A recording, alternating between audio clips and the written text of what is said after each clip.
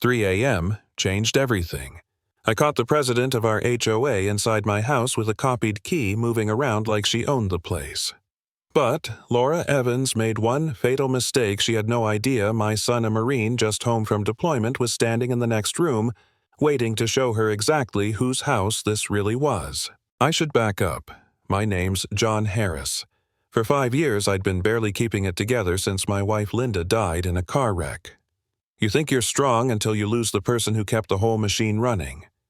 Suddenly, I was doing 2 people's jobs, working construction all day, coming home to a house that felt emptier than I could handle, and then fighting a homeowners association that seemed determined to bury me in paper fines. Mailbox, 2 short by 2 inches, unauthorized rosebush fence stain, not matching the approved pallet. Each notice came with a threat of $500 per day. On a foreman's paycheck, that's not a fine, that's a wrecking ball. Then came Laura Evans. She looked like she stepped off the cover of a lifestyle magazine, perfect blonde bob sharp blazer, that clipboard glued to her hand like it was a crown jewel. She showed up at my door with cookies and a smile that dripped concern. "Mr. Harris," she purred, "I know how overwhelming all these rules must be after losing your wife. Let me help you." She said it like she was doing me a favor, like I should thank her for saving me from my own incompetence. Grief makes you dumb, and I almost believed her. She slid a consent form across the counter, one signature away from giving her full access to my property for compliance inspections. That's when Marcus walked through the door, still in his Marine dress uniform from a VA appointment. He sized her up in 2 seconds flat, clipboard car in the driveway, her body language, and cut through her pitch like a blade. "Dad, step away from that paper." His tone was sharp, commanding the kind of voice you don't argue with. Laura's smile faltered for the first time. She tried to wave him off, said she and I had everything under control. Marcus read the fine print out loud, his jaw tightening with every line. "Ma'am, this grants unlimited access to my father's property. Cite the code that requires this." She stammered, backpedaled, tried the sympathy act again, but the mask had slipped. You'd think she would have retreated after that. Instead, she doubled down. The next morning, a city inspector came by, legit guy, real badge, real paperwork. Laura showed up right behind him, pretending to coordinate. While I was downstairs showing the inspector our electrical panel, Laura was upstairs pressing my house keys into a mold hidden in her clipboard. I didn't know it then, but our security cameras caught everything. 2 days later, I came home and felt it immediately, tools out of place. Papers shifted. Marcus checked the cameras, and there she was, Laura Evans, entering our home in broad daylight with a copied key. Watching her snoop through my garage, tamper with the railing snap photos like she was cataloging fake violations, it was like getting sucker punched. She wasn't just abusing HOA rules. She was building a case to destroy me. That night I sat at the kitchen table, cookies she'd baked still sitting on the counter, and I honestly thought about giving up. Selling the house, walking away, starting over somewhere without people like her. I even asked myself if Marcus was exaggerating, if maybe I really was in the wrong. The violation letters piled up, each one nastier than the last, condemnation warnings, threats of lawsuits. I felt smaller every day, like she'd already won. But Marcus didn't let me sink. He dug into county records, and what he found was chilling. Laura's house was days away from foreclosure. She owed over $100,000 in medical bills. Divorce papers cited financial fraud. It all clicked. She wasn't just power-hungry, she was desperate. Our corner lot was worth $350,000. If she could manufacture enough violations to force a distressed sale, she could flip it and save herself. She'd done it before. Families in nearby neighborhoods had lost their homes under the same suspicious circumstances.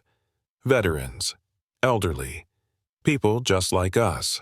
The real twist came from her nephew Jake. She promised him $5,000 to help document violations, but when she handed him a bag of drugs and told him to plant it in my son's gear to frame him as a dangerous veteran, he cracked. He recorded everything, her instructions, her lies, even her rage. When Marcus heard the tape, he looked at me and said, "Dad, this is it." She just signed her own arrest warrant. From then on, it was war. Marcus set up surveillance, replaced every lock, coordinated with Mrs. Cooper next door to act as a witness. We had cameras, audio, even tactical plans. He treated our defense like a mission, and sure enough, at 2:47 in the morning, our sensors lit up. Through the cameras, we saw Laura creeping across the yard with Jake in tow, duffel bag clutched tight. She tried, her copied keys didn't work. Her hiss of frustration came through clear. "That bastard thinks he's so smart. Fine, we'll do it the hard way."